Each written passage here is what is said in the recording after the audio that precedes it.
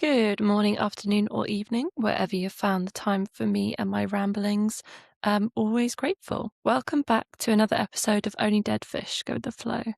This week's episode is a rowing one, so I'm sure the rowing gang will be pleased to get their ears around it, or whatever the right phrase is.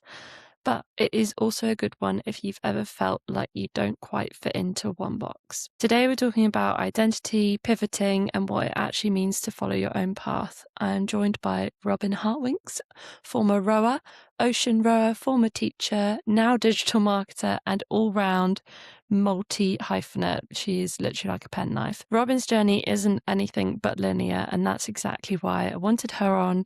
I wanted to showcase her creativity and also what it means to be a woman in sport. We are, of course, going to talk about peace and pout. If you're a 2016 rower, you will remember Robyn sort of being captured, doing a little peace and pout to the camera at every given opportunity at all sorts of rowing events. And why you can be both a serious athlete and unapologetically yourself. Of course, there's also plenty of chaos, Atlantic mishaps, GB trial stories, and a few questionable decisions along the way. This episode is really about not shrinking yourself to fit into one label and giving yourself permission to evolve, even when it is shit scary. As usual, please follow, comment, leave a review, whatever it is. And without further ado, welcome to your weekly reminder that only dead fish go with the flow. This week I have found, how would I introduce you? As like a 2016 icon of peace and pout, Robyn Hart-Winks. The rowers who listen to the podcast are going to be so excited because this is a rowing episode, kind of. Whoop, whoop, whoop, whoop. So welcome to the podcast, Robyn. This is your first podcast ever, I think. Yes. Would Confirmed. you sort of like to name and explain a little bit about what you did or your sport and what you do now? Yes. So I think I was having a think about this of like how I would introduce myself because I guess like where we'll go later on in the conversation, like what we've spoken about is I feel like a bit of a multi-hyphenate. Like I've got many different things going on in my life. But I guess, yeah, I was a rower, like a river rower. When did I start? So I started rowing, river rowing, when I went to uni in Edinburgh. I think it was 2011. So rowing is my main sport, really. And then in 2023 or 2024, probably should have double checked that I rowed across the Atlantic Ocean. So I guess like rowing is my main sport, just in different iterations throughout my career.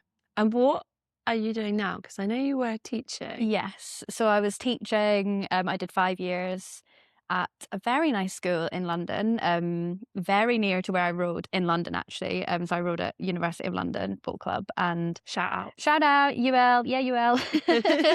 out. Yeah, and the school I was working at was literally like down the road. So I was walking past UL every day, for the throwback memories. But yeah, so I was teaching for 5 years, and then I just left at the end of last school year, and now I'm like freelance digital marketing, I guess. I still do bits of teaching here and there. Like I loved being a teacher. I loved the kids so much, and there was lots about the job that I really, really loved. But I think I just wanted a bit more control over my own time, and I found teaching really difficult with that. Like there's just no flexibility, and everyone will tell you how amazing the holidays are, which they are. They're great, but it's obviously just very directed, and I just wanted more control over my own time. So I kind of looked at what else I had kind of going for me, what else I could move into, and yeah, digital marketing was calling to me. Was your calling. That's the theme of today's podcast, is kind of not being stuck in one box, isn't it? We chatted online about how we were going to sort of phrase it or angle it. I don't really know. And because I spoke recently with one of the kids that I used to coach, and they were saying that they liked uni life, but their course wasn't really teaching them anything. And actually, they wanted to just completely 180 and do something else. And they were like, were you scared when you changed like direction or changed your mind? And I was like, well, yeah, obviously, like you're always a little bit scared, but you don't have to just do the same thing forever. Like if you have other interests or other knowledge, like it's a great time to pivot from like I think they were studying like finance or whatever. Like ChatGPT is on the rise. Like, it's a great time to Yeah. change and do something Yeah. a bit more creative. Yeah, I feel like it's been like a strand in my life literally since primary school. I really remember my mum telling me when I was in primary 4, which I think is year 3 here in England. When I was in primary 4, it's like 8 or something.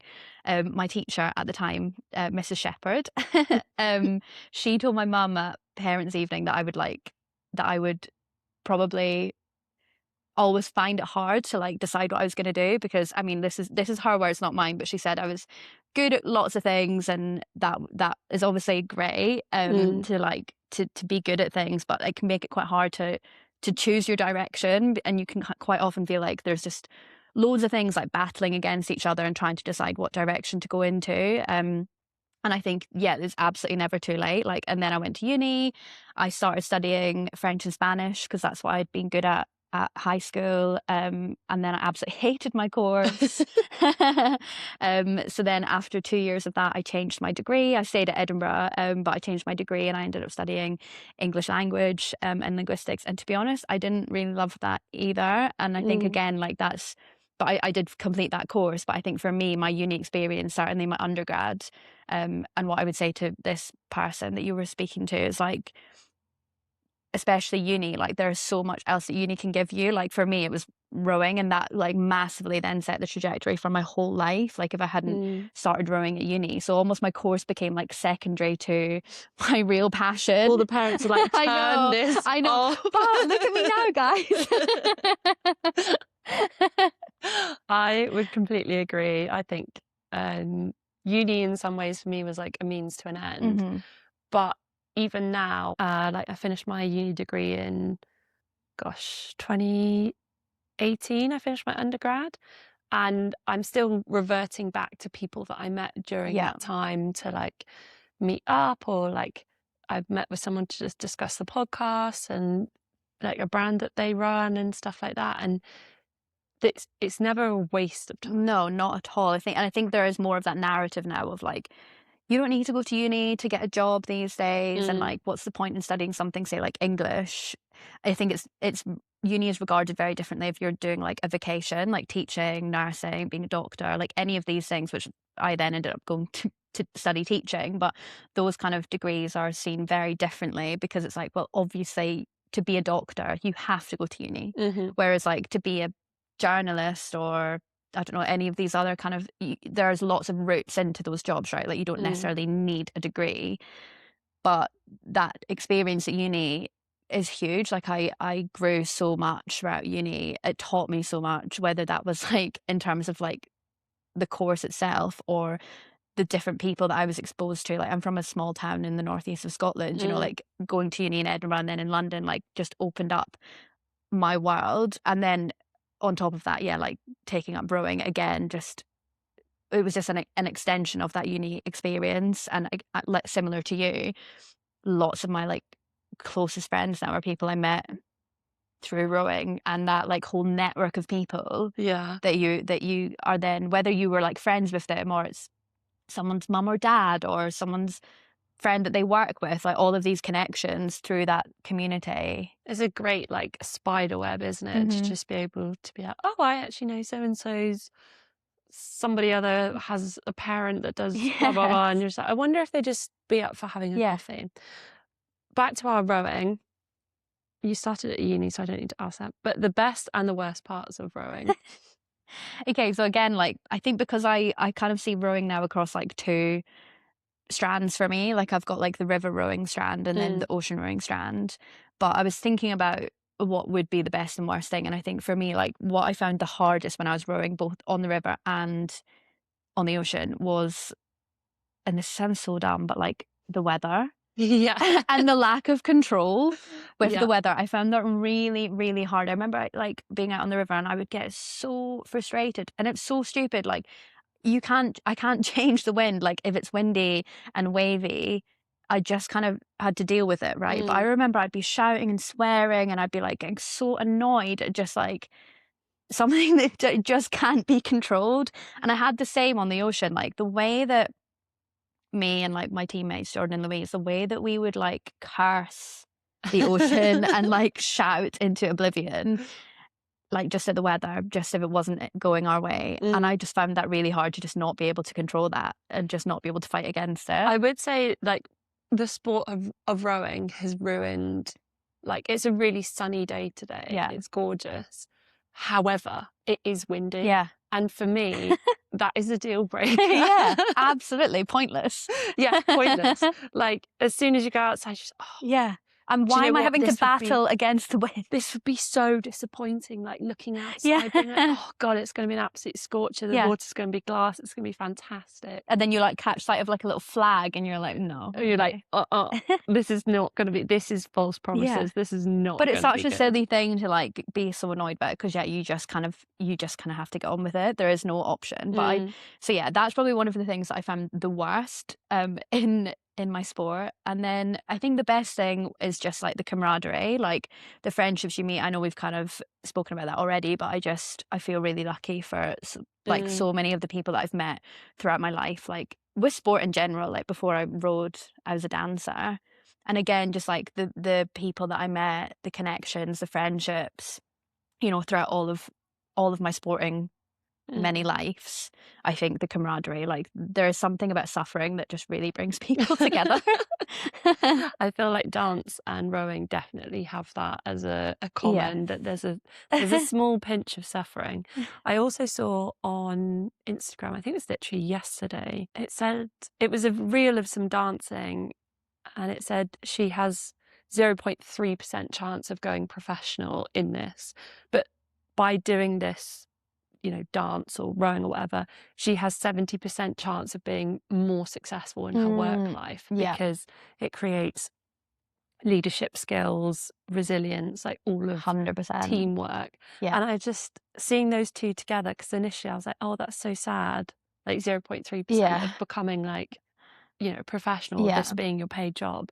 And then the next statistic, it's like, well, that is huge. Yeah. And that's like, sorry, I know I'm just like going off on all of these different like spider webs. Oh, it's so fine. That's what it's for. Kind of on that, like for our row, our Atlantic row, my team, we raised money for 3 charities which supported like people's access to sport, predominantly young people access to sport, because I think for all 3 of us, like we've all come from quite different backgrounds, but sport is that thing that like brings us all together, right? And like I think I can only speak on my experience.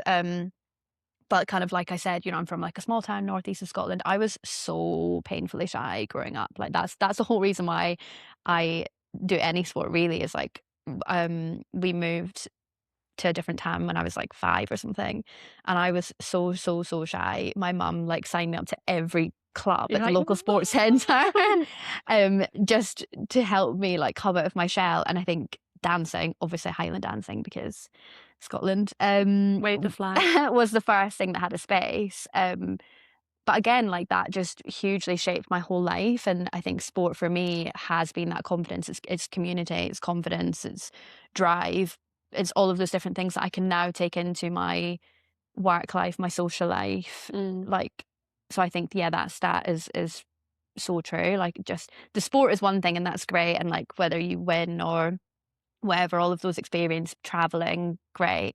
But I think those kind of life skills are huge. Yeah, they are irreplaceable. Do you have a sporting ick?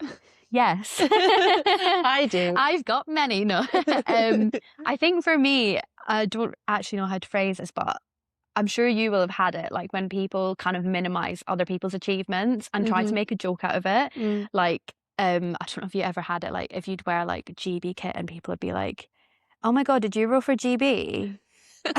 Or like, I don't know, like any of that kind of thing where it's just like, people can find it really hard to be happy for other people, right? And in turn, then people can then shy away from their own achievements. I remember like I would sometimes be making choices about what I was going to wear to train based on like, oh, is it going to be like really awkward if I wear this? Yeah, if I go full kit wanker. Yeah, exactly. Because you know that you'll get some kind of comment from someone. So I think that, and kind of, I guess, relating to that is this kind of culture of like not trying. Like, and I think it's a bit of a defense mechanism. Like if people say they don't try and then they don't achieve, then it'd be like, well, I didn't try. Bike, it's cool to try. It is cool to It's try. cool to try. Put yourself out there, guys. It's cool to try. I think thinking back over like my time in rowing as a junior, I was definitely a culprit of being like, oh, GB, to like other people who'd done it.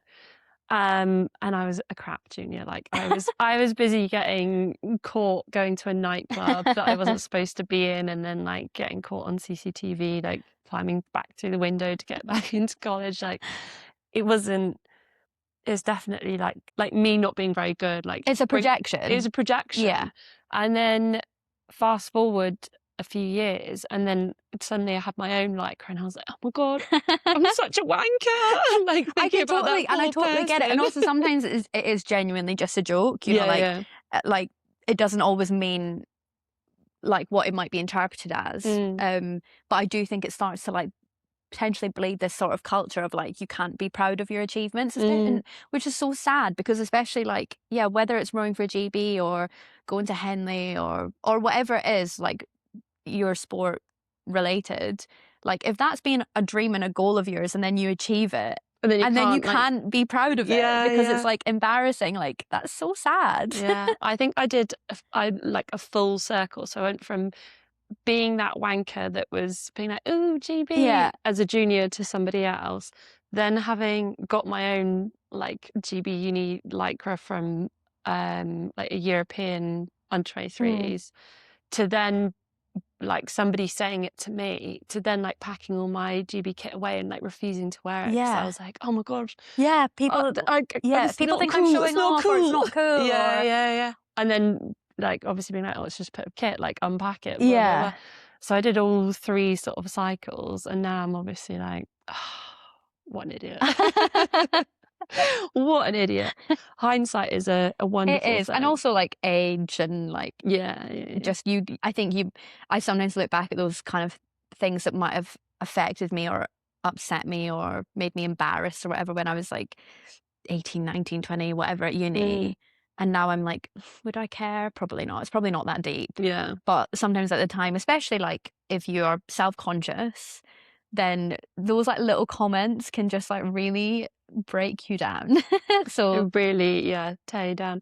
Dying on the Hill, I'm going to call our Dying on the Hill Peace and Pout. Can you talk us through Peace and Pout? Because I feel like somebody, what is it?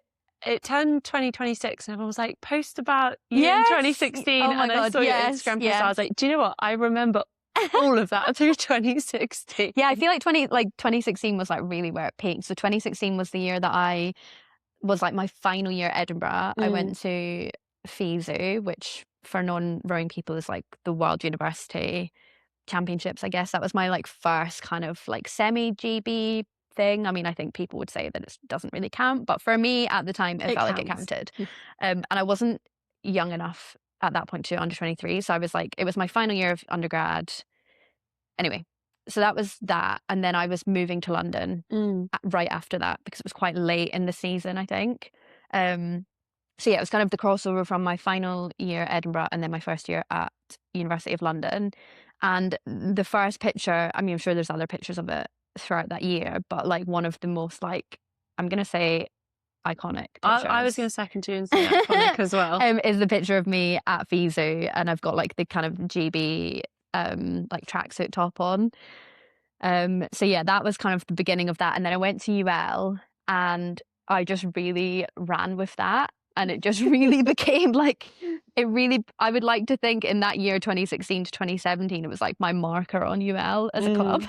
I also think like the sports photographers who would be at events were also looking for you to like capture because they and knew that I was going to a little piece and at the side of the boat. So then so that was the 2016. Then I went to Brit Champs, which again, if you like are in the rowing world at that time, I doesn't exist don't know if it is. Anymore. Well, but at that time it was in the October, so it was like a really random point in the season. And I think UL became third, I think, in the women's eights. And I've got like I think a boomerang, which again, I'm showing my age. But we've got a boomerang of us like doing the Peace and Pout. So that rig really felt like, that was a really pivotal time in my rowing career. So the Peace and Pout was just like a bit of silliness, really. Obviously, piecing and pouting for the camera. So all of my photos have that. But I think it's kind of a bit more, well, I don't want to put too much weight on it, but it's like, it's a bit more than that, because it's kind of not the first time I'd seen like girliness in Yeah, rowing, but yeah. it was like a really good example of Yes. like Yeah. girliness in And I rowing. think, like, as well, it's that thing of, like, that you can be a bit silly and a bit girly and get all of the girls involved, like, all the team doing it, but you're still, like, on the podium, like, Mm, winning a medal or winning a race, or you can still be a serious athlete whilst doing those kind of things. Like, I think there's another picture, I'll see if I can find it, send it to you. I don't know if it was that year or the year after. I was racing Henley, women specifically, I think, but like that kind of summer campaign, I was in my single. And I just always had bits and bobs with me. Like, same now, like I just always got bits and bobs, like a lip balm, my sunglasses, my headphones, keys, whatever it is, like camera, phone, but who knows. And I started carrying around like a Disney princess drawstring bag that I just had on my back, that had like my seat pad, like my water bottle, because I was a bit sick of like trying to squeeze everything into my one piece. I can just walk around with this big pouch of like all of these things. I was like, do you know, I'm just gonna get a little string bag, and it's gonna be a Disney princess one. And again, like, it is a bit silly. It's like maybe a bit immature, like, but I think I was just kind of coming into my own sense of confidence of like, this is who I am. This is what brings me joy. mm, I can still, I know I can still perform even whilst doing these things and having a little ribbon in my hair and putting my fake tan on and all of that kind of stuff. That doesn't actually take away from like what I can do on the mm, ergo or on the water or in the gym. Like, all of these things can coincide with being a serious athlete, and just having a bit of fun with it. Like, that, at the end of the day, it's not that serious. Like, that's kind of, yeah, we're all there, yes, to like perform and to get a job done, but also like to have fun. yeah. It's that expression as well, isn't it? It's not sort of sticking in one box. I think it's really interesting watching the Red Roses at the moment, who all get their hair Yeah, yeah. braided before the whatever competition they're doing, and there's reels of them getting their hair done. And now I think below the shoulder, which is like been set up by a few of the women's rugby players, they do like after parties and stuff like that. It's like, we're not just like sports people, we have all of these other boxes that we fit Yeah. into as well. I think it's so cool. Exactly. Yeah, and I think when you look at the stats of how many young girls and women are leaving sport, either just after primary school or in secondary school, those stats are huge. And so much of that is around perception, I think, of like, that if you're sporty, then you can't be girly. If you're sporty, then you can't wear makeup. Like, I remember, and I think part of probably my passion and like the way that this has happened for me is like, I remember when I started rowing at Edinburgh, like I said, I'd come from a dancing background. So it was like a really different setup. Like, Mm. and I would turn up to these like rowing sessions with like my hair in a bun with like, you know, those like hair donuts, Yeah. because like that's what I'd had at dancing, because we wore our hair in a bun. So I would turn up to like row with like a hair donut bun and makeup on, and people would be like, why are you wearing makeup? And I'd be like, why would I not wear makeup? I don't Mm. understand. Like, it just it never occurred to me, because I wore makeup all the time. I wore Mm. makeup, like, when I was dancing, I would wear makeup. I wore makeup to competitions. I wore makeup in my day-to-day life. So why would I not wear makeup to row?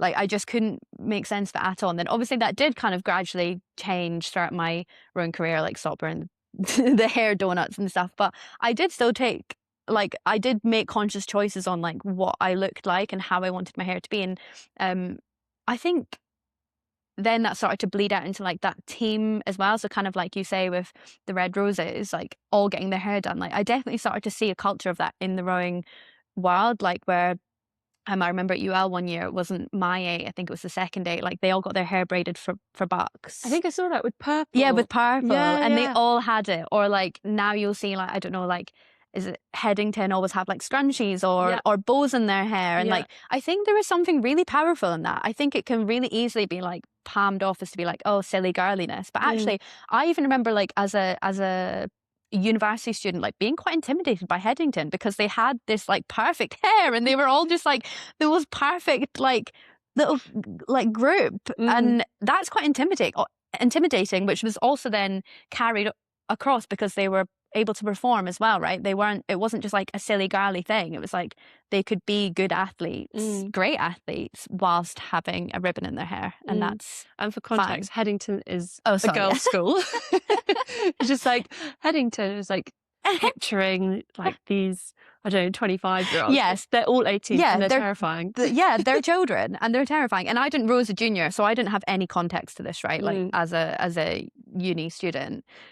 Apart from, I guess, like when you're at uni, you kind of feel like you're a grown up. And I knew they were at school. So in theory, like the power imbalance should be the other way around, right? But I'm looking at these like, girls in school. I mean, I was also a girl, like I was 17 or something, 18, 19, whatever. But yeah, they just like, there was something powerful in them all being put together and like them all wearing the same and them all having their hair done the same. And I love that. I love being a girl. Yeah, I used to do. I didn't wear makeup to training, but I always wore it for racing. Yeah. I'd always do Look race. good, feel good, roll good. Exactly. I'd always do race day makeup. But one thing that has stuck with me, and we laugh about it so much now, but my husband Matt, when he was trying to date me, let's call it that, he texted me, and we weren't even close to like dating at this point. And he was like, you really shouldn't wear makeup to the gym because when you sweat and it runs down your face, you look like a sad panda. And he's still saved in my phone as like Matt Aldridge, and it's got like a panda emoji next to it. And that is why, because one of his attempted pickup lines. I'm amazed that that worked. Yeah, well, there were other, attempts that were slightly better than that, but and then I was like, oh, okay, whatever. Thanks for the advice. Thanks for the advice. Goes to find like waterproof mascara or like waterproof eyeliner. I get my eyelashes done, right? So this is like one of my like high maintenance things to be low maintenance. But this is like kind of funny relating to the Atlantic row. So obviously before we went to row the ocean, I was like, well, obviously I can't have my eyelash extensions because they would like be gone by the time. Or maybe like there might be one or two left, but that's going to look worse. That's going to look worse. So it's like I'll get them all taken off, but I will get a lash lift. So that's like when you get them like dyed and like sort of curled, I guess. So I will get that done. And then the other thing I'm going to do, which I don't normally get done, but I was like, well, obviously I want to look good, feel good, roll good. So for the start line, I'm going to also get my eyebrows laminated.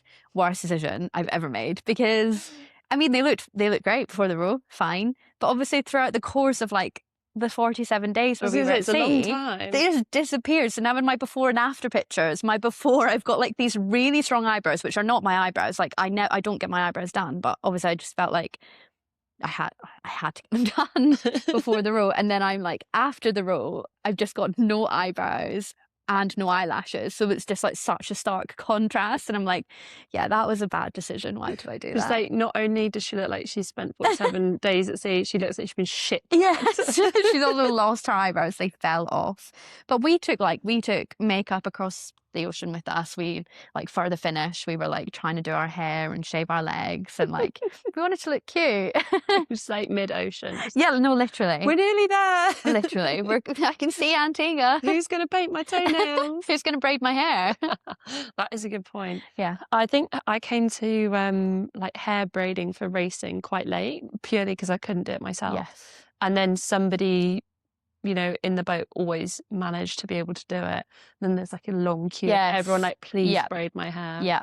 Are you a hair braider or are you I loved having my hair braided, but by someone else. Yeah. Because I can kind of do it on myself, but it's quite a mess. Whereas we were kind of the same. There was someone at UL who was so good at doing it. So yeah, like she would just have poor the whole done, like, hairdressing 8 heads before they've even. And I do think if you are really good at hair braiding, maybe just keep it to yourself. Yeah, don't tell anyone. Do you have any other bits that you'd like to add to dyeing on the hill? So I think with the dyeing on the hill stuff and with that not fitting into one box, I guess we've spoken quite a lot about being girly and like having your hair done and all of that kind of stuff, like not letting that take away from who you are as an athlete and like you can be both. And I guess kind of on that and sort of what I've said about my personal background is I've just always been someone who's got 101 different interests. And I think when it comes to like sport, it can be really easy to get sucked into that one thing, because realistically, if you do want to perform, you do need to give 110%. you need to give Yeah. most of your time to that thing. But I think I think it's always really good to have something else on the side. And I remember so in 2017, I went to Senior Worlds, and then I actually chose to do my teaching degree. So I did a PGCE, Mhm. but I chose to do it part time over 2 years rather than in 1 year, because I kind of wanted to try and row alongside it. In 2017, I was more successful in rowing than I think I thought I would be. So you're like shocked. Yeah, literally, I like, 'cause I can't, that was kind of the year that I'd moved to London. I was like, I'll trial, but like I'm senior now. Haven't got any expectations here. I just want to stay in the system and like see how I get on. And actually ended up doing quite well that year. But what did suffer quite a lot was my teaching degree. And because even though I was doing it part time, I guess similarly to what I've said about teaching, there's just no flexibility. So like Mm. any placements I was doing, I had to be there full time. That wasn't a part time option. So then in 2018, I kind of was like, actually, I think I just want to finish uni. I want to finish uni well. I'm still going to roll, but I'm going to take a step back from sort of GB stuff Mm. and really lean into my teaching. And I think that was a hard decision, but I really felt like I didn't want to put all of my eggs into the rowing basket. I felt really passionately the whole time, really, that like whether I was almost rowing full time or not, I would always want to have something else In the in the background. background, like, which maybe was to my detriment in some ways, but also Mm. I think you never know what's going to happen. Like there are so many things that can happen, like whether it's illness, injury, you just don't make the squad, things happen, life happens. And I think if you've put all of your personality and all of your self-worth, which I definitely think I was like um guilty of doing, I think it's Mm. really hard to not be like put all of your self-worth onto being good at rowing. But I think having other strings to my bow was so important. So whether that be like studying teaching, or like I love yoga, like doing something else, or being creative, or just finding your other outlets that you can like lean into, I think is really, really important. And you don't have to just be boxed into like being the sporty Yeah. girl, or the sporty girl can have lots of different iterations. You can be sporty, but like love fashion, or love knitting, or getting your nails Whatever. done, or yeah, whatever that is. Yeah. I think I really fell into well, maybe people that know me will be like, no, you never really fell into that trap. But I know what you mean about like letting the sport like completely take over your life. And I think there were parts of like when I look back at my time in the sport where I was like rowing, and then I would go and teach rowing, and then I would go home and my now husband would Yeah. talk about rowing. It's like there was very little escape, but I did always keep up something in the background. So like textile work that I do sometimes. And I would always be on Vinted buying things that I shouldn't, and Yeah. planning. We're going to go and race Head of the Charles in America, but we're all texting each other like, well, we're going to go out afterwards. We've also got a dinner while we're out there. Like, I'm not really interested in packing all in ones. Like, who's wearing what? Like, Yeah. all of that sort of stuff. But when I stopped, then there was a point of like, oh, fuck, my whole Yeah. personality Yeah. and confidence is like tied to this sport. How am I going to move forward And with what that and now not being who the am I? case? Like, what am I Yeah. without that? And I think I'd kind of had that once with dancing, but I sort of very quickly, like, We there were was just kind like, of like I'll a just huge fix that crossover. with rowing. Yeah, there was a huge crossover. Like, basically, I was like Robyn the dancer, Robyn the dancer, Robyn the dancer. Went to uni, sort of did dancing a little bit alongside rowing, but then completely bought into rowing. And then it was like Robyn the rower, Robyn the rower, Robyn the Mm. rower. And like, that's just your personality. And then I kind of feel like I did it a bit with teaching. It was like, okay, straight from rowing, like now I'm like Robyn the teacher, Robyn the teacher. And like, you put all of your worth on these things, but we're all multifaceted people, right? Like, we've all got so many different interests. And I think that's kind of the spice of life. Like, it's so fun. And I love hearing about what other people do, and Mm. looking at people and then finding out that they have this like Whole other this life. whole other thing that you're like, oh my God, I had no clue that you could do that, or that you were Mm. into that. Mm. And I think that's so interesting to me, and I love that. And I think that can weirdly like help you in those other aspects of your life, just having those other other things going on, because otherwise it could just be so all consuming and you can really like overthink everything. I remember stopping rowing and being like to Matt, I'm like, I'm not going to be important Yeah. anymore. I'm not going to like Yeah. have a purpose, or I'm not going to be important. And then fast forward to literally like 2 days ago, I was like, I just want to be unimportant in work so that I can do whatever the fuck I want in my day-to-day But it is that life. weird thing, isn't it? Because I think I had a similar thought, and this is so bad to say. I think like how to like put this across, but I remember when I was like leaving rowing, and I remember just thinking like, I don't just want to be a teacher. Obviously now having been a teacher, I'm like, my God, teaching is so hard. Yeah. But I remember just thinking, God, that's such like a um like a mundane Thing. job, Yeah. like, which I loved teaching, but there was something in that process where I felt like I'd gone from being sort of and it's weird how lots of different things can be true at the same time, right? Like I would say I've got quite bad imposter syndrome and sometimes not that high self-esteem. But then on the other hand, you can be like, but there was something about like, yeah, being a successful athlete or like a GB rower that like gives you the sense of self-importance, right? And you're like, oh my God, I'm like successful and I'm a high achiever. And then when you leave that, and then I was leaving that behind and going into teaching, which I guess has got this kind of thing of just being like, yeah, like a bog standard job. Yeah. Hard job, but like just like a standard job, like anyone could be a teacher thing.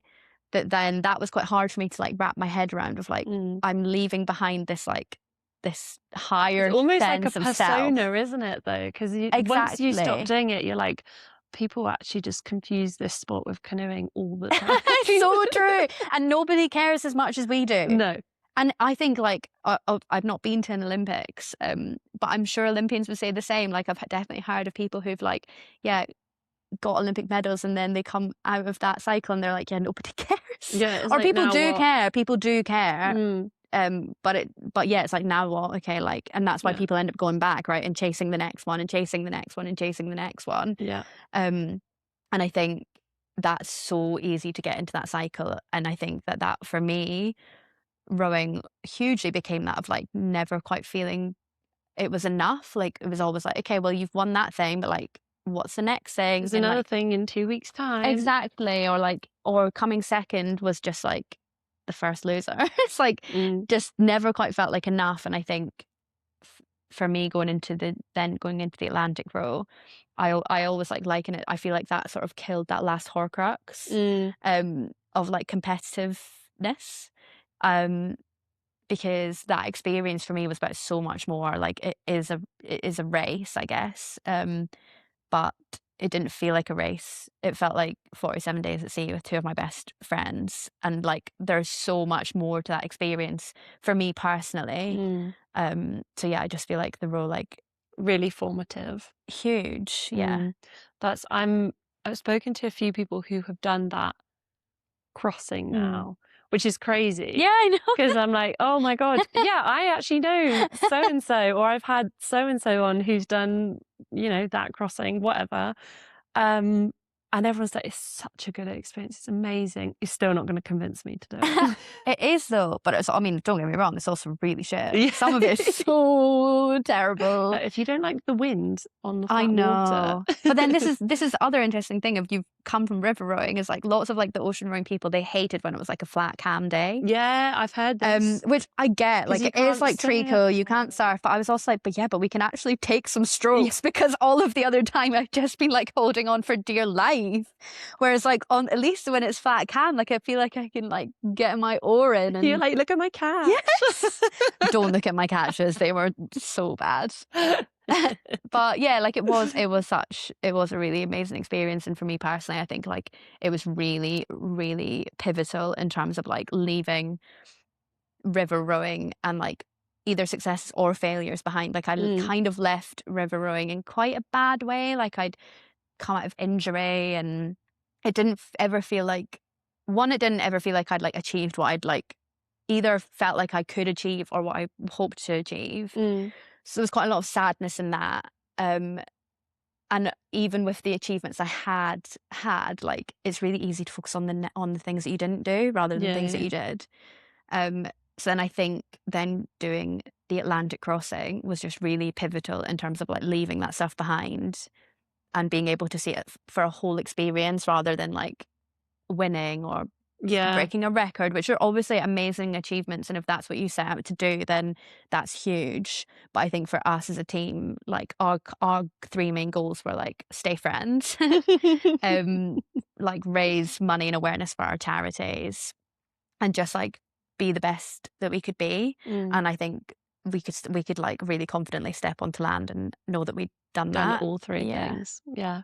Do you have a favorite moment, or would you say that was your favorite moment in your journey so far?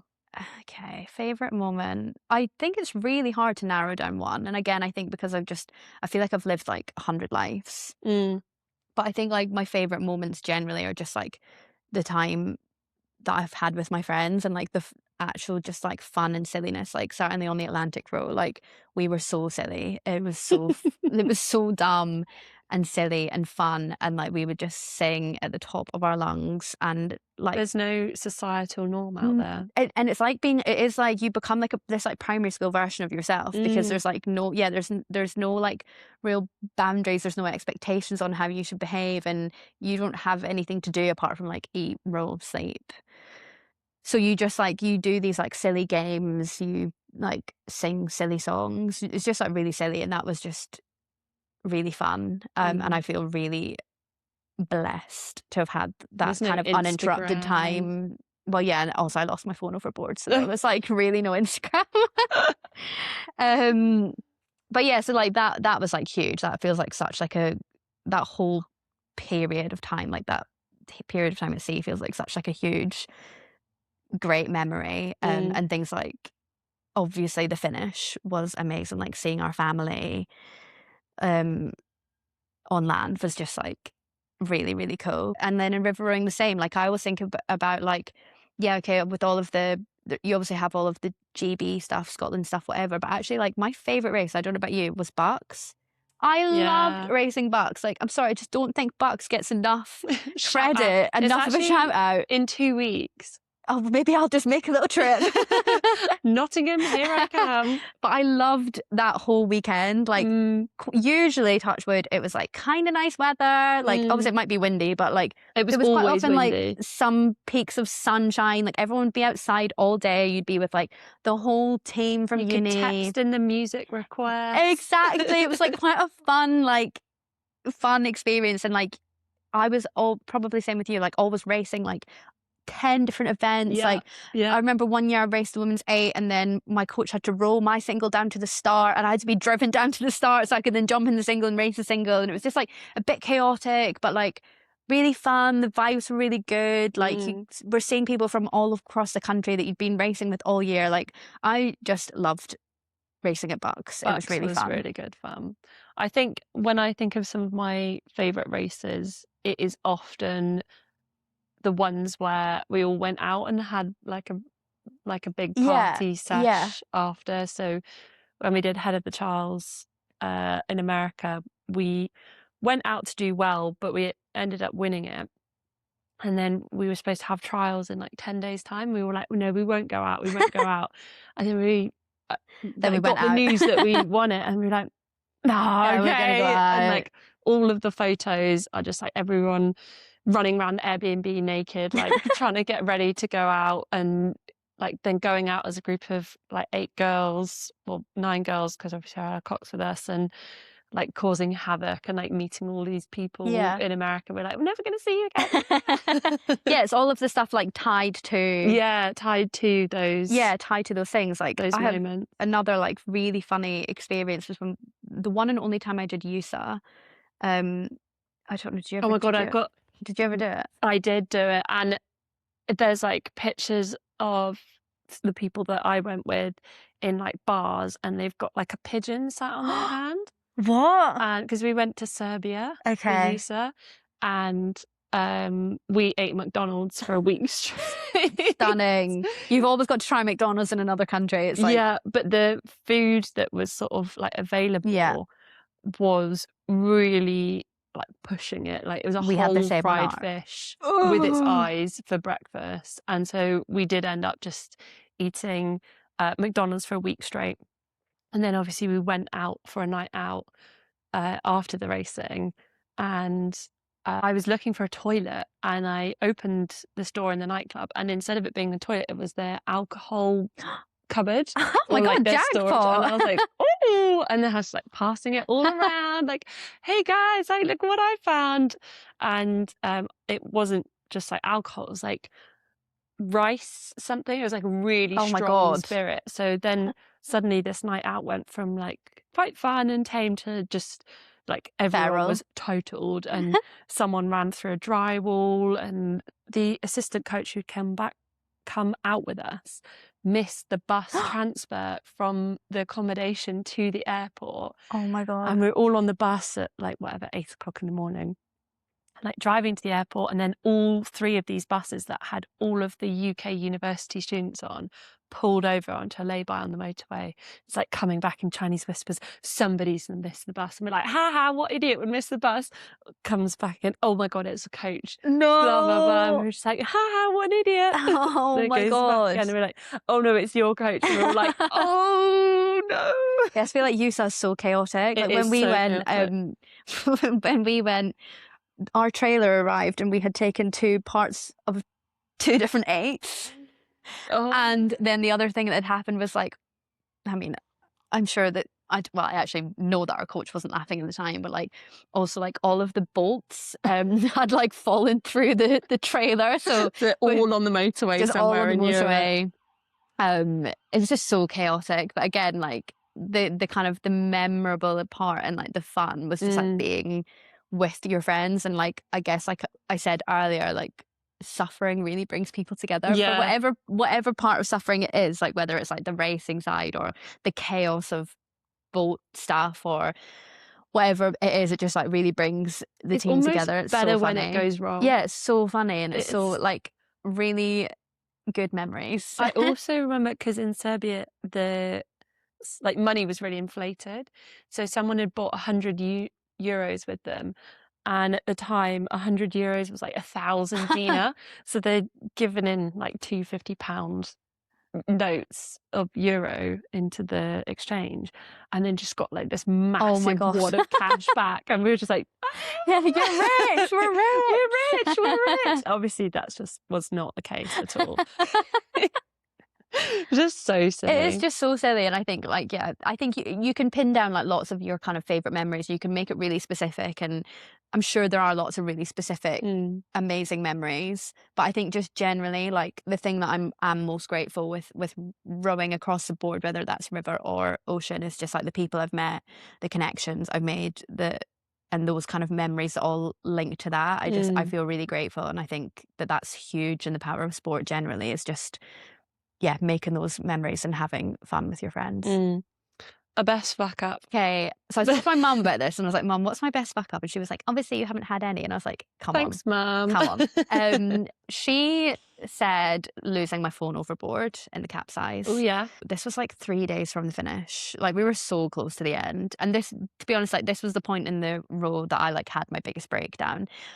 I personally feel like, and I'd be interested to see if Jordan and Louise agreed, but I personally feel like up to that point I'd been like quite strong. Like obviously there'd been times where I'd just been like cursing at the ocean and whatever, and various things had gone on, but like generally I'd like handled it better than I thought. You're like big girl pants. I would, yeah. You know. Generally I was like, actually this is fine.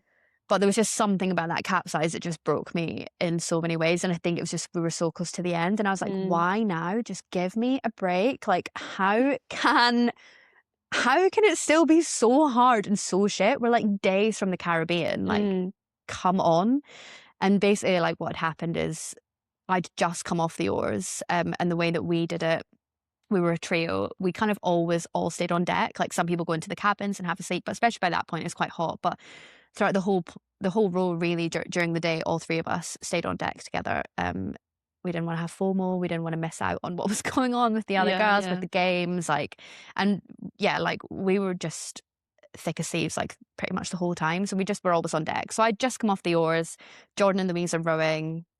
and like clipped on, got my shoes off, because that's another thing that I just hadn't quite realised with the rows. My feet would always be damp and sore. So my shoes are off, I'm sitting, I'm just like tucking into, I don't know, a packet of hula hoops or something.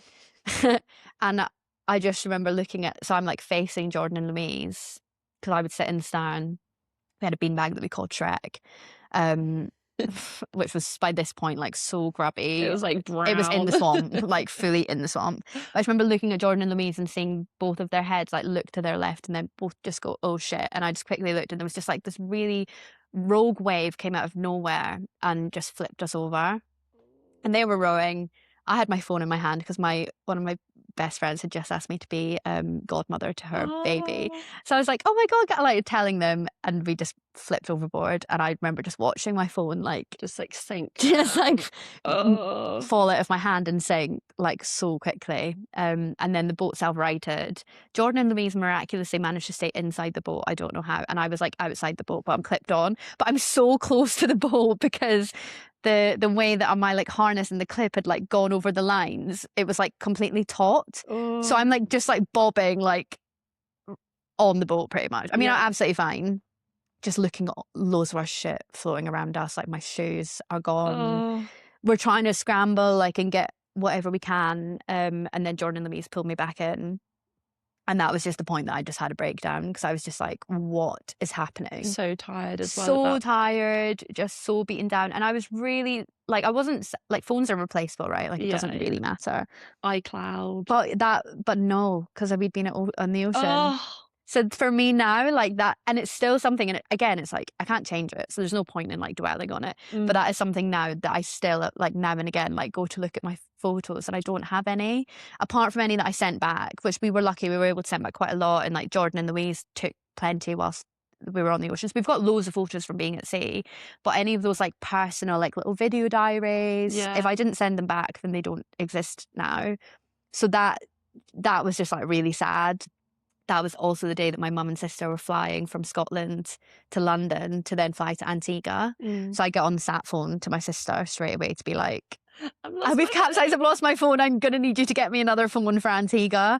So my poor sister, shout out Erin if she's listening, she is like running around hectic, stressed. I think she cried in Vodafone in Aberdeen, begging them for a phone to bring out to me in Antigua. So that was quite stressful. So I guess that's probably quite a big fuck up. And then a river rowing one again involves a capsize at GB trials. I was going to say there is nothing worse than a capsize. It is really stressful. It's really stressful. It's really always fine, or most of the time it's fine. Because the water is so shocking. It's so shocking, and it happens equally slowly and quickly. Like I remember the capsize on the ocean. It was like you can feel every movement. You're like, oh my god, we're going. And then before you know it, you're in the water, and you're like, oh, what has happened? How did I get here? Like I don't understand. And it was the same when I capsized in my single at GB trials. I've had a few run-ins at GB trials, to be honest. Like I capsized on that one. That was Olympic trials. So embarrassing. And then in my very first GB trials at Boston, my thing with rowing is like I was always quite good on the erg, especially as a lightweight woman. So my first trials, I think it was in 2014, I won the 2K on the erg, having like I'd been sculling for about 2 months, so I was terrible in the water. But I won the 2K. Like, oh my god, this Robyn girl. And just, like, obviously, if you win the 2K, then you start first on the water. And I remember Shep, again, for anyone who rows, you'll know who Shep is. For anyone who doesn't, he's like in charge of under 23s sort of selection at GB. I remember him coming over to me and my coach after the erg and just being like, well done, Robyn, like that was really, really good.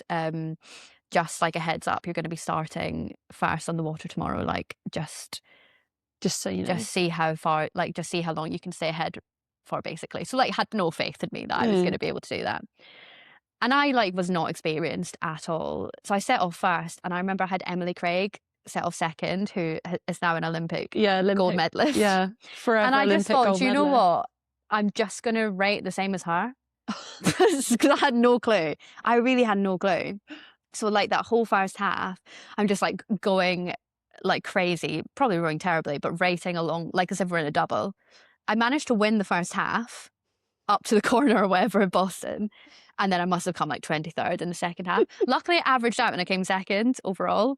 But that was also quite a good fuck up because I just had no clue what I was doing. Sometimes ignorance is bliss. Yeah, I mean, it was really painful. I remember like coming around that last bend at Boston and just being like, I might actually die. And then when we pulled into the bank to get out of the boat, I like popped my stroke coach out, and obviously it popped right into the water on the other side. So again, I find myself in the water because my first reaction was like, well, I better go in after it. So that was kind of my first like, what would you say, like my first experience and like everyone's first impression of me, I guess. This girl's like, where is it? Chaotic. Back out. Me just like in the water. And I remember like trying to scoop it up and I kept thinking I've got it, and it was like grass or like a shoe, like something horrible. But I did get it back.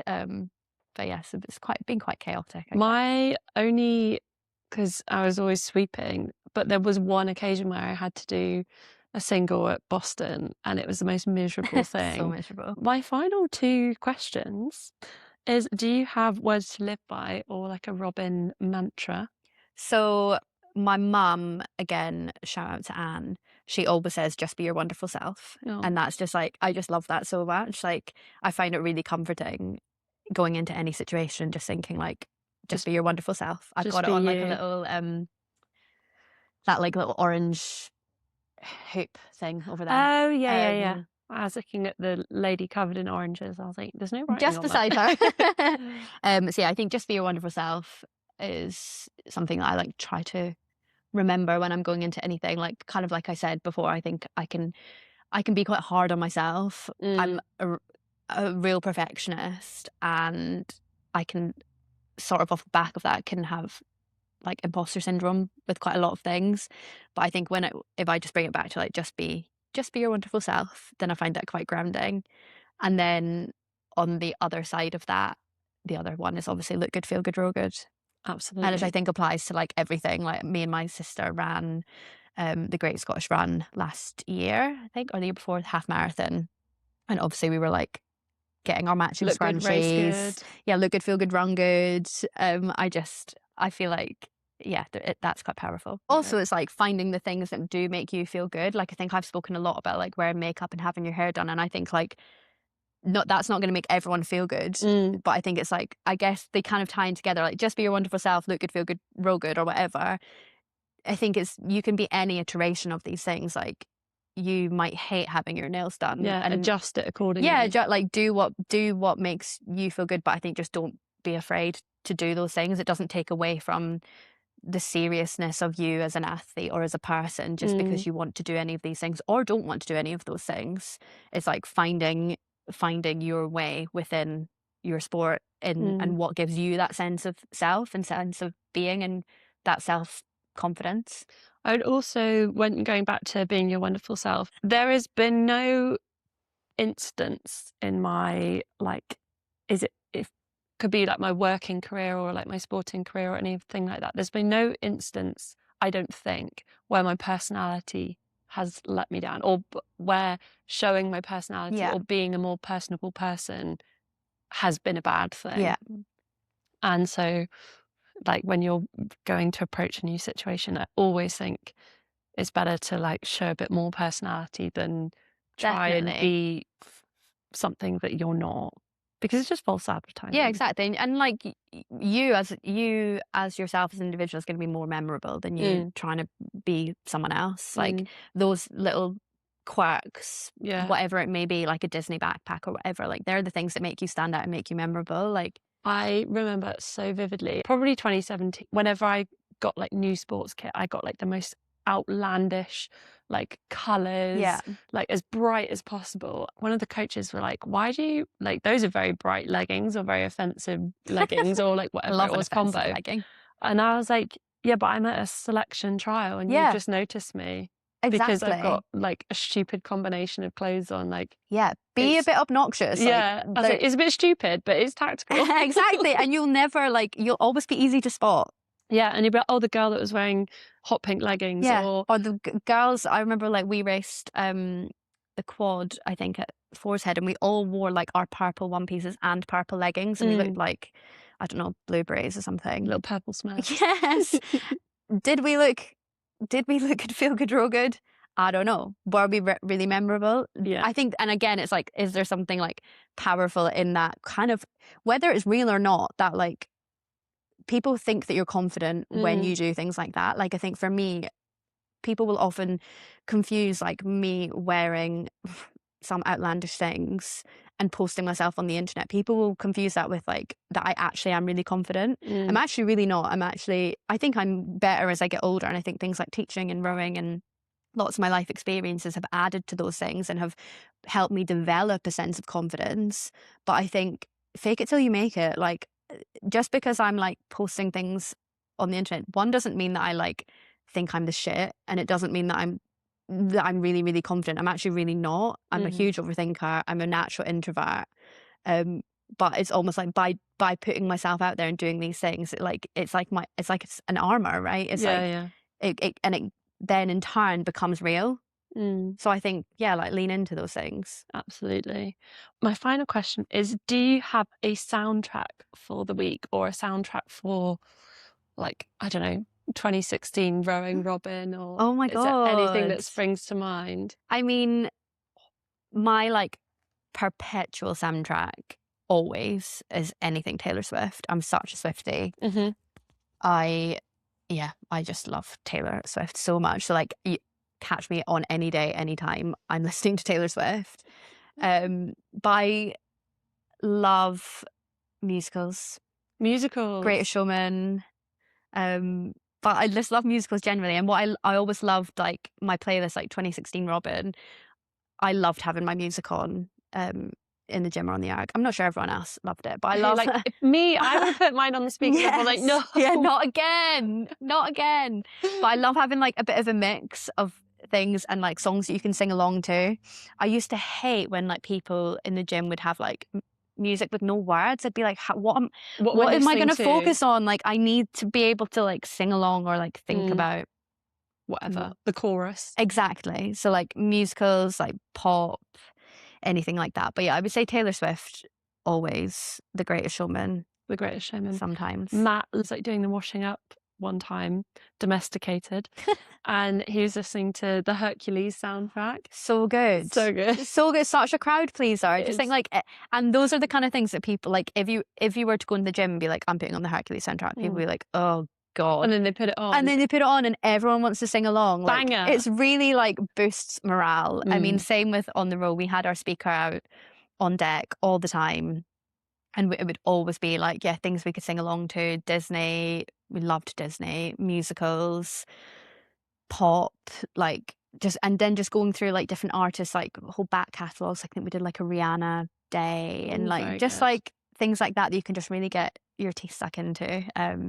So yeah, a bit of a mix. Fair enough. Not a good answer, sorry. That's all right. Robyn did, in fact, send me a message very quickly, which I have managed to download and insert in here to lock in her final answer for soundtrack of the week. So enjoy this little listen. Hi, I hope you don't mind me following up with a voice note. And I don't know what the sound quality of this will be like because I am just walking home from a run. But I did want to follow up on the soundtrack of the week question because I feel like I fumbled my answer. And whilst I very much stand by Taylor Swift and The Greatest Showman and musicals and Disney, I didn't really settle on like a specific soundtrack of the week. And I spent most of that run listening to the Hannah Montana back catalogue.